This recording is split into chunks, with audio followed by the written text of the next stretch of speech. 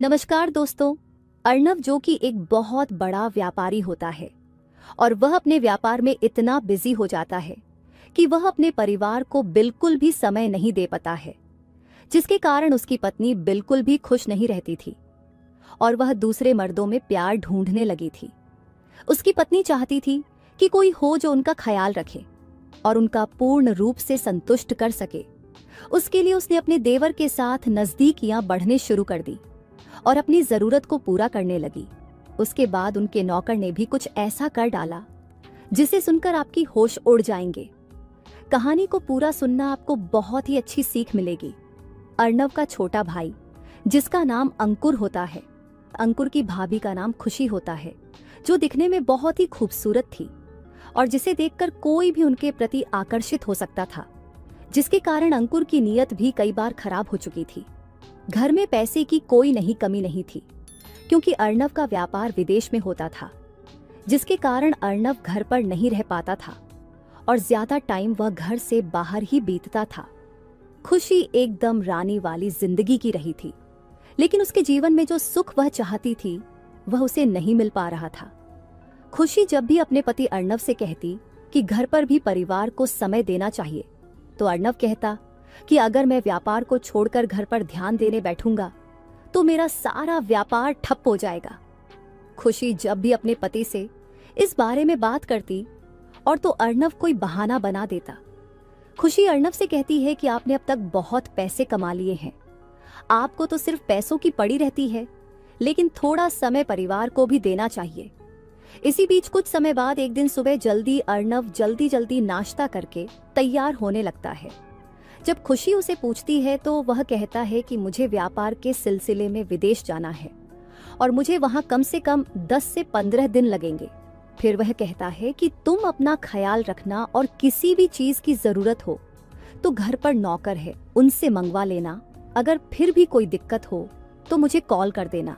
कहते हुए अर्नव अपने घर से निकल जाता है, लेकिन तभी वापस लौट कर आता है और खुशी से कहता है कि मैं तुम्हें एक बात बताना भूल गया, आज मेरा छोटा भाई अंकुर वापस पढ़ाई पूरी करके आ रहा है और आज के बाद अब वह मैं हमारी दूसरी शाखा को संभालेगा। तब तक वह हमारे साथ रहेगा, तुम उसका ख्याल रखना, उसको कोई दिक्कत और परेशानी नहीं होनी चाहिए। और ऐसा कहकर खुशी का पति वहां से चला जाता है। अगले दिन जब खुशी अपनी रसोई में काम कर रही होती है तो तभी दरवाजे की बेल सुनाई देती है। जब किसी बाहर जाकर देखते हैं तो वह देखी है कि उसके सामने अंकुर खड़ा हुआ था। अंकुर देखने में बहुत ही खूबसूरत लड़का था। खुशी अंकुर को देखते रह जाती है और अंकुर अपनी सुंदर भाभी को सामने देखकर एकटक उसे देख रहा था। खुशी मन ही मन काफी खुश हो जाती है और उन दोनों के मन में कुछ भावनाएं जागृत हो गई थी। अंकुर इतनी खूबसूरत भाभी को अपने सामने खड़ा देखकर मन ही मन कुछ सोचने लगा। तभी खुशी कहती है कि तुम तो पहले से काफी ज्यादा सुंदर हो गए हो और किसी हीरो से काम नहीं लग रहे हो। खुशी अंकुर का हाथ पकड़ती है और उसे जल्दी से अंदर आने के लिए कहती है और अंदर ले जाकर सोफे पर बैठने के लिए कहती है। खुशी कहती है कि मैं तुम्हारे लिए जूस लेकर आती हूँ और थोड़ी देर बाद किचन से खुशी जूस का गिलास लेकर आती है और अंकुर से कहती है कि उसे पी लो। अंकुर जूस पी रहा होता है तो खुशी वहां पर खड़ी खड़ी अंकुर को एकटक देख रही होती है और अंकुर भी अपनी भाभी को देख रहा था। खुशी के मन में यह विचार आया कि क्यों ना मैं अपनी जरूरत को अंकुर से पूरा कर लूं, और मन ही मन सोचने लगी कि मैं अपनी जरूरत को अंकुर से जरूर पूरा करूंगी। उसके बाद खुशी अंकुर को उसका रूम दिखती है और कहती है कि तुम्हें अब आराम कर लेना चाहिए, तब तक मैं तुम्हारे लिए नाश्ता तैयार कर लेती हूँ। अंकुर अपने रूम में आराम करने लगता है और खुशी किचन में नाश्ता तैयार कर रही होती है। नाश्ता बनने के बाद खुशी अंकुर को आवाज देती है और अपने साथ नाश्ता करने के लिए बुला लेती है। भाभी और देवर दोनों नाश्ता करते समय हंसी मजाक करने लगते हैं। हंसी मजाक के अंदर खुशी अंकुर से पूछती है कि मैं तुम्हें कैसी लगती हूँ, तो अंकुर कुछ समझ नहीं पाता और वह कहता है कि भाभी आप तो बहुत खूबसूरत हो और मुझे आप बहुत पसंद हो। उसके बाद अंकुर खुशी की मीठी मीठी तारीफ करने लगता है। खुशी काफी खुश हो जाती है और फिर अंकुर पूछता है कि भाभी आपने मुझे ऐसा क्यों पूछा कि मैं कैसी लगती हूँ। खुशी कहती है कि कुछ नहीं, मैं तो बस ऐसे ही पूछ रही थी। और उसके बाद खुशी के मन में अंकुर के लिए अलग भावना जागृत हो जाती है। और इधर अंकुर के भी समझ में आ गया था कि उससे भाभी को क्या चाहिए। अगले दिन खुशी अपने कमरे में अपनी साड़ी बदल रही होती है और खुशी के कमरे का दरवाजा खुला हुआ था। अंकुर वहां से गुजर रहा था। तभी अंकुर की निगाह अपनी भाभी पर पड़ी, जिसे वह देखता ही रह गया। और तभी खुशी की निगाह अंकुर के ऊपर पड़ती है और अंकुर काफी डर जाता है।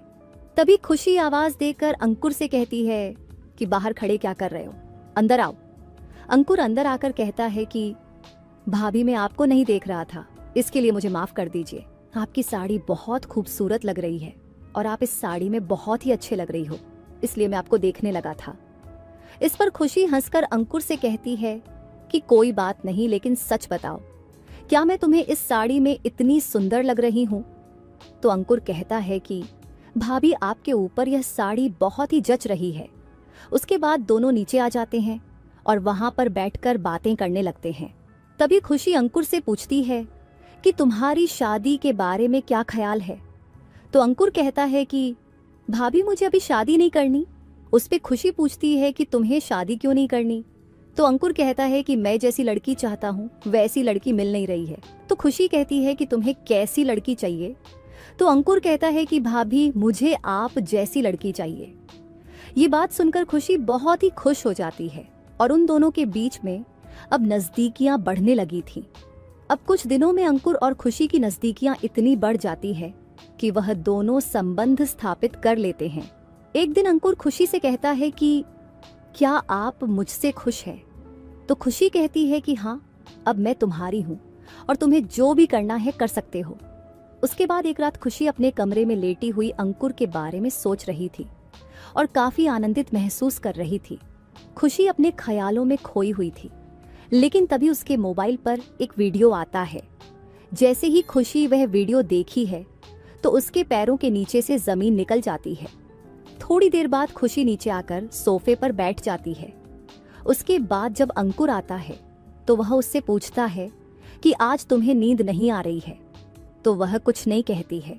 और उसके बाद जब अंकुर अपनी भाभी से पूछता है कि कुछ बात तो है जो आप मुझसे छुपा रही हैं, अब खुशी के समझ में नहीं आ रहा था कि वह करे तो कर क्या।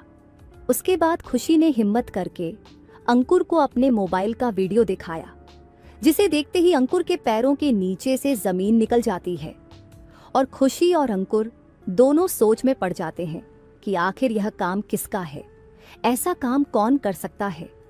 थोड़ी देर बाद वहां पर उनके घर का नौकर वहां पर आता है और इन दोनों को वहां बैठा देखकर उनसे पूछता है कि क्या हुआ, तो वह कुछ नहीं बोलते। उसके बाद अंकुर अपने कमरे में चला जाता है। खुशी अकेली वहां पर बैठी हुई सोच में डूबी होती है।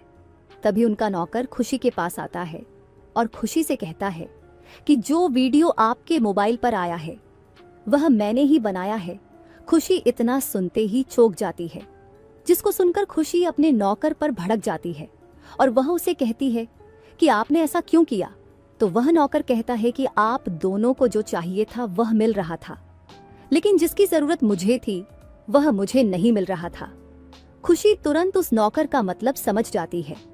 तो खुशी उस नौकर से पूछती है कि तुम्हें क्या चाहिए, जिस पर उनका नौकर उससे कहता है कि मैं चाहता हूं कि जो तुम अंकुर के साथ कर रही हो वह मेरे साथ भी करो।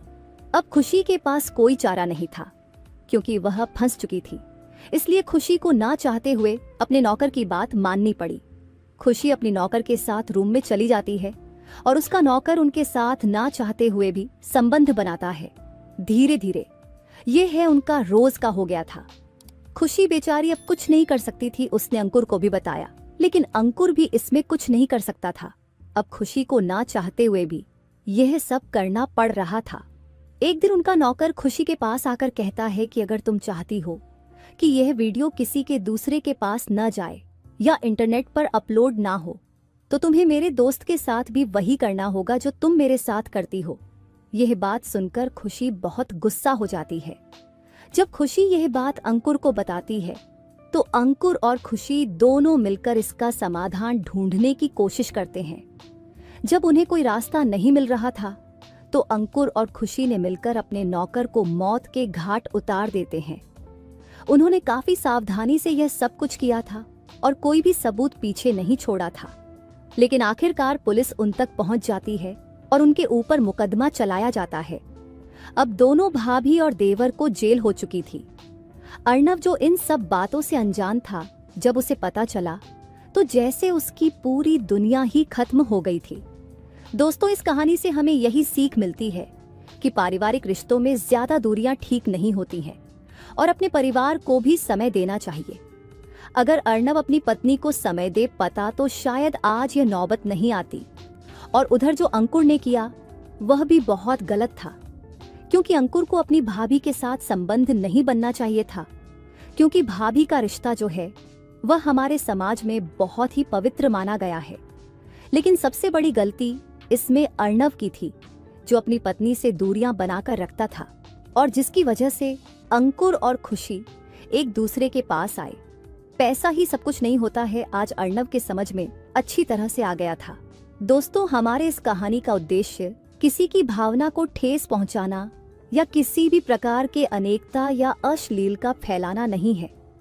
हमारा उद्देश्य केवल आप लोगों को शैक्षणिक जानकारी देखकर आज हमारे समाज में हो रहे ऐसी घटनाओं के बारे में जागरूक करवाना है और हमारे समाज में हो रहे ऐसे मुद्दों के प्रति सतर्क करना है। तो दोस्तों, आपको कैसी लगी हमारी कहानी? अगर कहानी अच्छी लगी हो, हमारे वीडियो को लाइक और हमारे चैनल को सब्सक्राइब जरूर करें।